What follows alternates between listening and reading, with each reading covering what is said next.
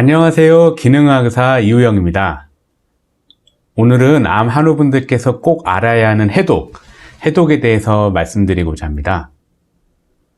해독 중에서도 특히 중금속과 암과의 관계에 대해서 말씀드리고 싶은데요. 먼저 그림에서 보시면 환경부에서 우리나라 국민들의 혈중 중금속 농도를 조사를 했더니 카드뮴, 수은 같은 유해한 중금속의 농도가 미국, 독일 같은 선진국들에 비해서 3배, 많게는 8배까지 높다는 결과를 발표했습니다. 특히 수은 같은 경우는 폐경 후의 여성분들의 4분 중에 1분이 중독 수준이라고 발표했는데요.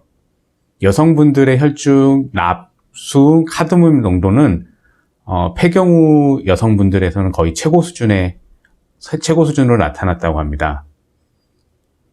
국제암연구기관인 IARC라는 기관에서 이런 중금속들이 암 발생과 얼마나 연관되어 있는지에 따라서 중금속을 이제 유해도에 따라 분류를 하는데요.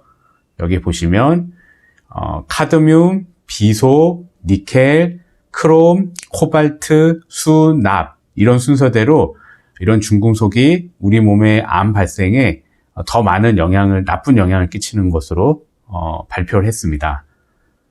그럼 이런 중금속에 노출이 되면 우리 몸엔 어떤 변화가 있을까요?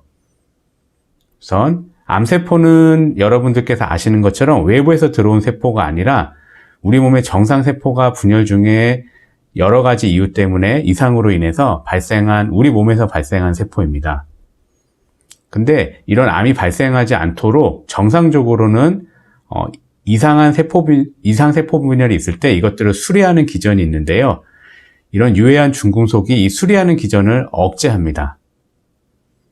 또 이상 세포가 우리 몸에서 설령 생성됐다 하더라도 스스로 이런 이상 세포를 파괴하는 에이팝토시스라고 하는데요. 세포가 스스로 자살하는 기전이 있는데 이 나쁜 중금속들은 이런 세포 사멸 기전을 또 억제를 한다고 합니다. 그리고 이런 유해한 중금속은 우리 몸에 산화 손상을 자꾸 발생시켜서 정상세포가 분열할 때 자극을 해서 이상세포가 형성되게 만든다고 합니다.